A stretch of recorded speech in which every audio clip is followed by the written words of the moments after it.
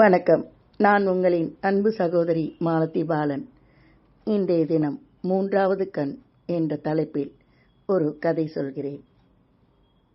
ஏண்டா டேய் மூதேவி அடைஞ்ச மாதிரி 10 மணி வரைக்கும் என்னடா தூக்கம்? ஏண்டி நீ கேட்க மாட்டியா? ஒரு ஆம்பளை இப்படி இருந்தா குடும்பம் உருப்பிட்ட மாதிரி தான் கத்துனார் அப்பா. நான் தூக்கி வாரி போட்டு எழுந்தேன். உண்மையாகவே மணி 10 ஆகியிருந்தது. எப்படி இவ்வளவு நேரம் தூங்கினேன் என்று பதறி அடித்துக்கொண்டு எழுந்தேன். ஃப்ரெஷ்ஷாகிவிட்டு அடுப்பங்கரைக்கு வந்தேன். என் தங்கை தான் காஃபி போட்டு கொடுத்தாள். ஏன் விஜி, இன்னைக்கு காலேஜ் போல? சத்தமாக பேசாத, அப்பா கத்த போறார். ஃபீஸ் கட்டலை, அதனால தான் போகலை. நான் மௌனமாகினேன். இதோ பாருடி, தண்டமாக ஊர் சுற்றிட்டு இருக்காம எந்த வேலை கிடைச்சாலும் போக சொல்லு. நாம் என்ன கோடி கோடியாக வச்சுருக்கோமா? ஐயா கலெக்டர் வேலைக்கு தான் போவாரோ? அவளுக்கு வேற ஃபீஸ் கட்டாமல் காலேஜ் போகல. எனக்கு நிம்மதியே இல்லை. இன்னும் 10 நாளையில் ரிட்டையர்மெண்ட் வேற கொடுத்துருவானுங்க. என்ன செய்யறதுன்னு புரியலையே. அப்பா புலம்பிய வண்ணம் கிளம்பினார். நானும் ஏறாத இடமில்லை. நான் வெறும் டிப்ளமா ஹோல்டர் தான். இக்காலத்தில் எல்லோருமே ஈஸியாக என்ஜினியரிங் பண்ணுகிறார்கள். எனக்கு படிப்பு ஏறவில்லை. அதனால்தான் அப்பா என் தங்கையை என்ஜினியரிங் சேர்த்தார். அவள் ஒரு கிளர்க்கு தான். அதிக சம்பளம் கிடையாது. என்ன செய்வது? நான் பல நாட்கள் பட்டினியோடு இருந்திருக்கிறேன். அம்மா கேட்டால் சாப்பிட்டு விட்டேன் என்று சொல்லிவிடுவேன். இப்படியே இந்த வாழ்க்கை எத்தனை காலம்தான் ஓடப்போகிறது? மனம் கனத்தது. என் ஃப்ரெண்ட் ஒருத்தன் எனக்கு ஃபோன் செய்தான். டேய் கிளம்பி வாடா, அவசரமாக உன்கிட்ட பேசணும் என்றான். என்ன விஷயம்னாலும் ஃபோனில் சொல்லேண்டா. இல்லை நேராக தான் பேசணும், வா உடனே என்றான். நான் அம்மாவிடம் சொல்லிவிட்டு சென்றேன். டேய் கோபால், எதுக்கு அவ்வளோ அவசரமாக கூப்பிட்ட? ராஜா, தனியாக பேசணும். ரொம்ப ரொம்ப முக்கியமான விஷயம். நமக்கு உடனே பணம் கிடைக்கும். நம்ம கஷ்டத்தில் இருந்து வெளியில் வந்துடலாம். அது நீயும் மனசு வச்சாதாண்டா நடக்கும். என்னடா சொல்லி தொலையேன். எங்கள் பாஸ் என்கிட்ட இன்னைக்கு பேசினார். அவரோட ஒய்ஃபை கொலை பண்ணிடணுமா, கோடி ரூபாய் தரேன்னு சொல்கிறார். அடச்சே அறிவு கட்டவனே, எத்தனை கோடி கொடுத்தாலும் இதையெல்லாம் யாருடா செய்வா? நானே போய் அவரோட ஒய்ஃபுக்கிட்ட சொல்லிடுறேன். உன்னோட பாஸ் யாரு? அறிவு கட்ட ராஜா. அவனுக்கே அவன் பொண்டாட்டி மேலே அக்கறை இல்லை, மனசாட்சி இல்லை. நீயும் நானும் எதுக்கு அலட்டிக்கணும்? இதோ பாருடா, வேலை வாங்கி தரேன்னு கடைசியில் கொலை வரைக்கும் என்னை கொண்டு போய் நிறுத்துறாங்க. என்ன நினச்சிட்டு இருக்க நீ? ராஜா, மனசாட்சியெல்லாம் பார்த்தா நாம் காலம் முழுக்க இப்படியே தான் இருக்கணும். நானும் தானடா வரேன். இதோ பார், இந்த பணத்துக்கு தான் நாம் இவ்வளோ கஷ்டப்படுறோம். நம்ம செய்யலைனாலும் வேறு எவனையாவது வச்சு செய்ய தான் போகிறான். அதையே நாமளே பண்ணக்கூடாது. அடச்சி, நீலாம் ஒரு ஆளா? விடுறா என்ன? உன்னோடெல்லாம் பேசினதுக்கு இதுதான் தண்டனை எனக்கு. ராஜா, கட்டாயப்படுத்தலை, யோசிச்சு பாரு. நான் விருட்டென்று அங்கிருந்து கிளம்பினேன். கொலை என்ற வார்த்தைக்கே என் உடல் நடுங்கியது. இரவு தூக்கமே வரவில்லை. அப்பாவும் அம்மாவும் வராண்டாவில் பேசி கொண்டிருந்தனர். நான் ரிட்டையர்டானா அந்த காசை வாங்கி இந்த பொட்ட பிள்ளையை கட்டி கொடுத்துடலாம். அப்போது ராஜாவுக்கு என்ன வச்சுருக்கோம்? நாம் எங்கே போகிறது? இதோ பார், முதல்ல ஒரு சுமையை இறக்கலாம், அப்புறமா விதி விட்ட வழி. இதனை கேட்டபோது என் கையாலாக தனத்தை எண்ணி அழுதேன். பெற்றவர்களுக்கு மூத்த பிள்ளையாக பிறந்து நான் காலகாலத்தில் படித்து ஒரு வேலைக்கு சென்றிருந்தால் கூட, இந்த குடும்ப பாரத்தை ஏற்றிருந்தால் இந்த நிலை வந்திருக்காது. எல்லாமே காலம் கடந்த யோசனைகள் தான். கண்ணில் நீர் வழிய உறங்கி போனேன். கோபாலை சென்று பார்த்தேன். கோபால், நீ சொன்னது சரிதான். ஆனால் எப்படியும் நாம் பிடிபட்டு தூக்கில் தொங்குனா என் குடும்பமே தூக்கு போட்டு செத்துருவாங்கடா. ஏய், பக்காவாக பிளான் பண்ணால் மாட்ட மாட்டோம். எங்கள் பாஸ் இதுக்கான ஐடியா வச்சுருக்கான். வா போய் பேசலாம். இருவரும் அவனுடைய பாஸின் வீட்டிற்கு சென்றனர். என்ன கோபால் முடிவு பண்ண? சார், எனக்கு கூட ஒரு ஆளாவது வேணும், அதுக்கு தான் இவனை கூட்டிகிட்டு வந்தேன். என்ன தம்பி, ரொம்ப பயந்த மாதிரி இருக்கீங்க? பணம் கூடுதலாக வேணும்னா கேளுங்க, நான் மற்ற எல்லா பிளானையும் நான் பார்த்துக்கிறேன். அவர் பக்காவா ஸ்கெட்ச் போட்டார். அவர்களுக்கு செலவிற்கான பணம் கொடுத்தார். பேசியதை விட 2 மடங்கு பணம் தருவதாக பேசப்பட்டது. வேலை முடிந்தவுடன் அவர் சொல்லும் இடத்திற்கு வந்து பணம் பெற்றுக்கொள்ள சொன்னார். எனக்கு உடல் நடுங்கியது. ஏய் ராஜா, பயப்படாத. பொண்டாட்டியை கொலை பண்ணுறதுக்கு அவன் எப்படியெல்லாம் ஸ்கெட்ச் போடுறான் பாத்தியா? நாம் பிளான் பண்ணபடி கரெக்டாக வந்துடு. 2 நாள் கழித்து நாள் குறித்தோம். பாஸ் சொன்னபடி வீட்டிற்கு சென்று விட்டோம். அவள் மனைவி எழுந்து வந்தாள்.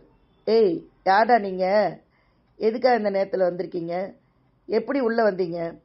அவள் கிட்டத்தட்ட கூச்சல் போட்டு பேசினாள்.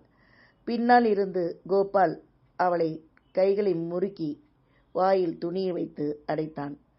ஏய் ராஜா, குத்துடா, டேய் சீக்கிரம் குத்து. கத்தி எடுத்து அவளை குத்தினேன். அதற்குள் அவள் குழந்தை சத்தத்தில் எழுந்து ஓடி வந்தது. அவளை சரமாரியாக குத்தியதில் அவள் மயங்கினாள். அந்த குழந்தை வந்து என்னுடைய கால்களை கட்டிக்கொண்டு, அண்ணா வேணாண்ணா, அண்ணா அம்மாவை விட்டுருங்கண்ணா, வேணாண்ணா என்று கத்தியதில் நான் ஒரு நிமிடம் திகைத்து நின்றேன். அந்த பெண் சரிந்து விழுந்தாள்.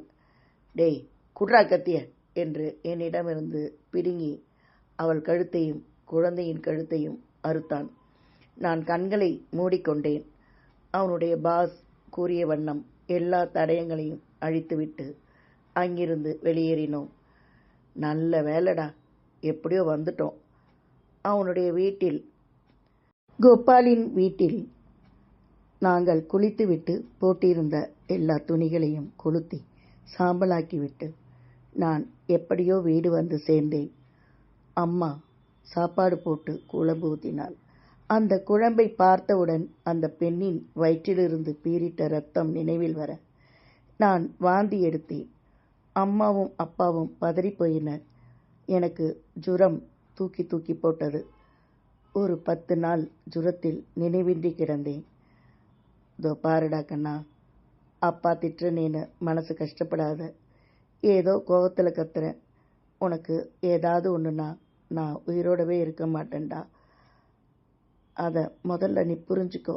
அப்பா கண்ணீர் விட்டார். எனக்கு மனம் துடித்தது.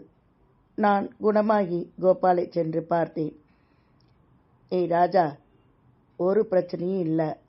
உனக்கு சேர வேண்டிய பணத்தை சேர்த்துடுறேன். எங்கேயாவது போய் பொழைச்சிக்கோ. பணத்தை பத்திரமாக வீடு கொண்டு வந்து சேர்த்தேன். அன்று மாலை அப்பா ஆஃபீஸிலிருந்து வந்தவுடன் எல்லோரையும் கூப்பிட்டு, அப்பா, நான் கான்ட்ராக்டில் சைன் பண்ணியிருக்கேன். 5 இல்லைன்னா 10 வருஷம் நான் வரமாட்டேன். என்னை கான்ட்ராக்டர் விடமாட்டார். கான்ட்ராக்டில் சைன் வேற போட்டாச்சு இல்லையா? அதுக்கான முன்பணத்தை கொடுத்துட்டாங்க. இந்த சூட்கேஸ் முழுக்க பணத்துக்கு நாளைக்கே நான் புறப்படணும். இவளோட படிப்பையும் கல்யாணத்தையும் நல்லபடியாக முடிங்க. உடம்ப பத்திரமா பார்த்துக்குங்க. ஏய், என்னடா சொல்கிற? பணத்துக்காக நான் என் பிள்ளையை விட்டுட்டு இருக்கணுமா? அப்பா, இந்த உபயோகமில்லாதவனுக்கும் ஒருத்தன் வேலை கொடுத்து சம்பளமும் கொடுக்குறான்னா அது எவ்வளோ பெரிய விஷயம். நீங்கள் இந்த வீட்டை காலி பண்ணிவிட்டு நம்மளை யாருன்னே தெரியாத ஒரு ஊருக்கு போயிடுங்க. அப்போ தான் இந்த ஊர்வாயை நம்ம மூட முடியும். ஏய் கண்ணா, அப்பா ஏதோ கோவத்தில் பேசுகிறாருன்றனடா இந்த வேலையை நீ பண்ணியிருக்க. உன்னை விட்டுட்டு இருக்க முடியுமாடா? அம்மா என்னை கட்டி கொண்டு அழுதாள். நாங்கள் 4 அன்றிரவு தூங்கவில்லை. மறுநாள் காலை நான் கிளம்பினேன். எல்லோரும் அழுதனர். பிரியாவிடை பெற்று கிளம்பினேன். எங்கே செல்வது? திசையறியா பறவை போல் அலைந்தேன்.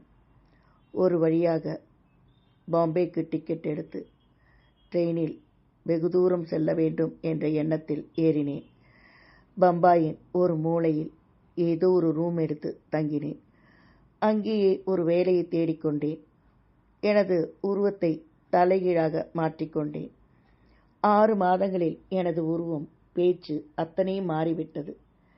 யாரிடமும் ஃபோன் கூட பேசுவதில்லை. ஆனாலும் என்னால் சாப்பிடவும் முடியவில்லை, தூங்கவும் முடியவில்லை. கண்ணை மூடினால், அண்ணா, அம்மாவை குத்தாதண்ணா, ஒன்றும் செய்யாதண்ணா என்று கூறிய அந்த மழலையின் முகம், அவள் கழுத்தை அறுத்தபோது பீரிட்ட இரத்தமும் தான் என் கண்ணில் நின்றது. சாப்பாட்டில் அந்த இரத்த வாடைதான் அடிப்பது போலிருந்தது. எனக்கு பைத்தியம் பிடிப்பது போலிருந்தது. அந்த கொலைகளின் துருப்புச்சீட்டு கூட கிடைக்காமல் தான் இருந்தது இதுவரையிலும். நான் சொன்னால் எல்லோரும் மாட்டுவார்கள். அம்மா அப்பாவிடம் கொடுத்த பணமும் பறிபோகும். என்ன செய்வது என்று யோசித்தேன். கோபாலை பற்றி ரகசியமாக விசாரித்த போது அவனுடைய கிட்னி பழுதாகி மிகவும் நோய்வாய்ப்பட்டதாகவும், அவனுடைய பாஸ் ஒரு ஆக்சிடென்ட்டில் கோமாவில் இருப்பதாகவும் தெரிந்து கொண்டேன். நான் எனக்கான ஒரு கதையை தயார் செய்து கொண்டேன். மறுநாள் போலீசில் சரணடைந்தேன். என்னை துருவி துருவி விசாரித்தார்கள். எனது முகவரியையோ ஊரையோ நான் தெரிவிக்கவில்லை. பணத்திற்காக திருட சென்றேன், ஆனால் தேவையில்லாமல் அது கொலையில் முடிஞ்சிருச்சு என்றும், பயத்தினால எதையுமே எடுக்காமல் ஓடி வந்துட்டா இந்தியில் கூறினேன். நான் ஒரு நாடோடி தான் சார். அப்பப்போ கூலி வேலை செய்வேன், அப்பப்போ திருடுவேன். ஆனால் இந்த தடவை தான் சார் கொலையில் போய் முடிஞ்சிருச்சு என்றும், இதற்கு நானே பொறுப்பு என்றும் கூறினேன். எனது வாக்குமூலம் ஏற்றுக்கொள்ளப்பட்டது. சிறையில் அடைக்கப்பட்டேன். அன்றுதான் இத்தனை காலத்திற்கும் பின் உணவு சாப்பிட்டேன். நிம்மதியாக உறங்கினேன். எனது வாழ்க்கை பயணம் ஒரு முடிவிற்கு வந்தது. நான் செய்த பாவத்திற்கான தண்டனையை அனுபவித்து கொண்டிருக்கின்றேன். ஒரு குற்றத்திற்கு பின்னும் ஒரு கதை இருக்கும். ஆனால் நம் வயிற்று பசிக்கு அடுத்தவனை கொன்றாவது தின்ன வேண்டும் என்று நினைப்பவர்களின் வாழ்க்கை எப்படி இருக்கும்? எல்லாமல்ல இறைவனின் 3வது கண் நம்மை ஒவ்வொரு நொடியும் தொடர்ந்து கவனித்துக் கொண்டிருக்கும் என்பதை நாம் எப்போதும் நினைவில் கொண்டிருந்தால் இது போன்ற குற்றங்கள் நடக்காமல் இருந்துவிடும்.